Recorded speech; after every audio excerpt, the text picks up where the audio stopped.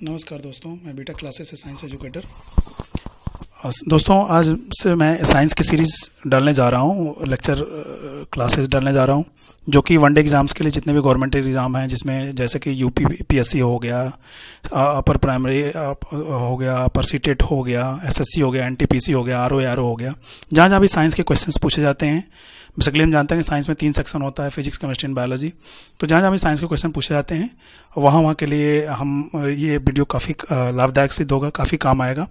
तो दोस्तों, ये साइंस की सीरीज चलेगी, चैप्टर वाइज सीरीज होगी, और हर चैप्टर वाइज सीरीज हम पहले कंटेंट पढ़ेंगे, उसका सिलेबस पर उसका थ्योरी पढ़ेंगे, उसके बेस्ड पे जितने भी उससे क्वेश्चंस बन सकते हैं हम 150 क्वेश्चंस भी करेंगे, ताकि हम प्रैक्टिस कर लेंगे। तो उस चैप्टर से रिलेटेड जितने भी क्वेश्चंस बन सकते हैं वो हम अगर देख लेंगे तो एक आइडिया हमको लग जाएगा, और प्लस वो पूरा चैप्टर कवर हो जाएगा। जहाँ से भी क्वेश्चन पूछा जाएगा हम टैकल कर सकते हैं एग्जाम में। तो दोस्तों, ये साइंस की सीरीज में आज सबसे पहले जो ब्रांचेज ऑफ साइंस है, जो खासतौर से बायोलॉजी से जो कोरिलेट करके होते हैं, आज हम उसका अध्ययन करने जा रहे हैं, उसको देखेंगे अभी। तो आइए दोस्तों, शुरू करते हैं। ब्रांचेज ऑफ साइंस में पहला है एपीकल्चर। एपीकल्चर मतलब मधुमक्खी पालन का अध्ययन। मधुमक्खियों का जब हम कमर्शियल पर्पज से जब उसका स्टडी करते हैं, यानी कि इकोनॉमिकली जब अर्थ कमाने के सेंस में जब हम उसका अध्ययन करते हैं, तो उसको हम क्या कहते हैं? एपीकल्चर, यानी कि मधुमक्खी पालन का अध्ययन। दूसरा है दोस्तों सेरीकल्चर। सेरीकल्चर में क्या होता है? रेशम कीट का पालन का अध्ययन। इसमें भी हम रेशम के कीटों का भी हम कमर्शियल पर्पज से ही, इकोनॉमिकली ही पर्पज से ही हम उसका जब हम अध्ययन करते हैं, तो उसको हम क्या बोलते हैं? सेरीकल्चर। ऐसे ही दोस्तों अगला थर्ड वन है पोमोलॉजी। पोमोलॉजी में क्या होता है? फलों का अध्ययन किया जाता है। ऑर्निथोलॉजी। ऑर्निथोलॉजी में हम किसका अध्ययन करते हैं? पक्षियों का अध्ययन करते हैं। और अगला है ऑस्टियोलॉजी। ऑस्टियोलॉजी में क्या होता है दोस्तों? हड्डियों या अस्थियों का अध्ययन। ऑस्टियो, जैसे हम जानते हैं कि एक ऑस्टियोमलेसिया रोग होता है बच्चों में, जो विटामिन डी की कमी से होता है, वो हड्डियों का रोग होता है। तो ऑस्टियोलॉजी में क्या होता है? हड्डियों या अस्थियों से रिलेटेड जितने भी उसमें जो होते हैं, उसको हम अध्ययन करते हैं ऑस्टियोलॉजी में। अगला है ओडोंटोलॉजी। ओडोंटोलॉजी में दांतों का अध्ययन करते हैं। ओडोंटो से भी हमको थोड़ा हिंट मिल रहा है, जैसे डेंटिस्ट जो होते हैं वो दांतों के डॉक्टर होते हैं, तो ओडोंटोलॉजी में दांतों का अध्ययन करते हैं। अगला है माइकोलॉजी। माइकोलॉजी में क्या होता है? कवकों का अध्ययन किया जाता है। जितने भी फंगस होते हैं, फंजाई से रिलेटेड जितने भी स्टडी होती है, हम उसको माइकोलॉजी में पढ़ते हैं।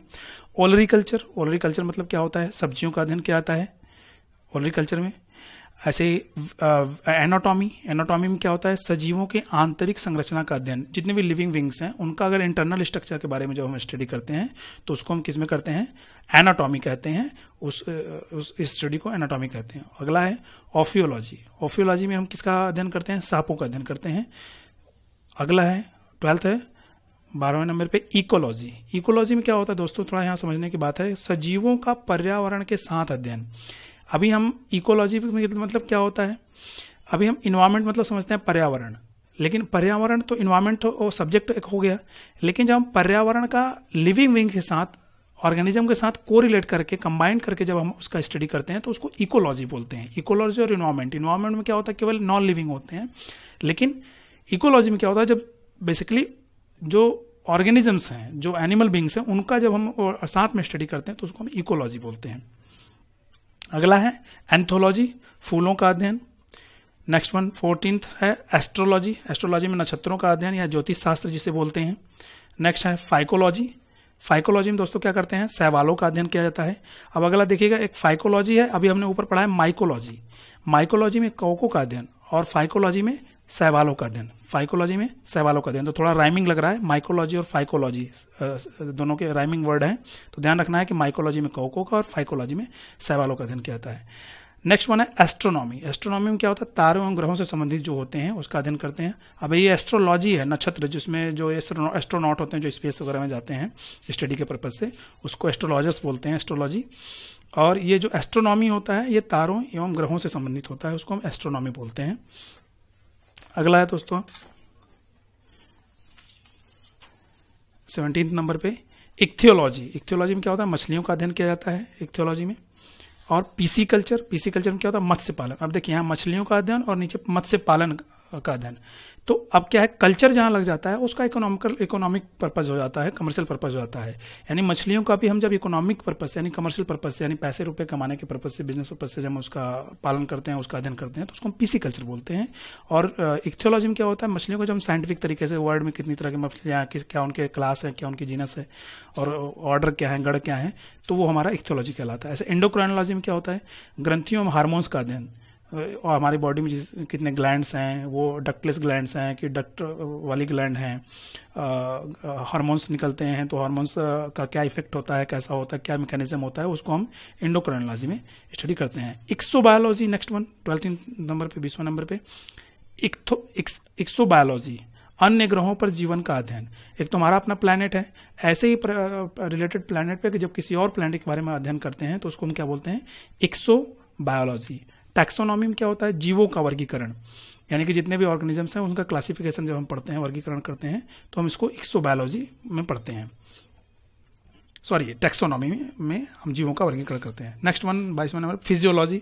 फिजियोलॉजी को क्या बोलते हैं, शरीर क्रिया विज्ञान, यानी कि हमारे शरीर की क्या मेटाबॉलिक प्रोसेस है, क्या कैटालिटिक, एनाबॉलिक और मेटाबॉलिक क्या मिला करके प्रोसेस है, कैसे हमारी शरीर की क्रियाविधि होती है, कैसे ये काम करता है, उपापचयी उपचयी क्रियाएं जो हम जानते हैं, तो फिर शरीर की फिजियोलॉजी क्या है उसको हम फिजियोलॉजी में बोलते हैं, पढ़ते हैं। नेक्स्ट वन क्या है, पैरासाइटोलॉजी। हम जानते हैं कि पैरासाइट मीन्स क्या होता है, परजीवी। परजीवी किसको बोलते हैं, पैरासाइट क्या होता है, that type of the organism which survive on another organisms or hosts, तो उसको हम पैरासाइट बोलते हैं। तो जितने पैरासाइट होते हैं, परजीवी होते हैं, उनको हम पैरासाइटोलॉजी में परजीवियों का अध्ययन करते हैं। जेनेटिक्स, जेनेटिक्स में क्या है, आनुवंशिकी विज्ञान, जो हेरिडिटरी, जो माता पिता से लक्षण बच्चों के ट्रांसफर होकर के बच्चों में आते हैं, माता पिता के जो कैरेक्टर्स होते हैं, जो लक्षण होते हैं, तो उसको हम क्या बोलते हैं, जेनेटिक्स और हेरिडिटी से कोरिलेट करके पढ़ते हैं। नेक्स्ट वन, जू पैथोलॉजी।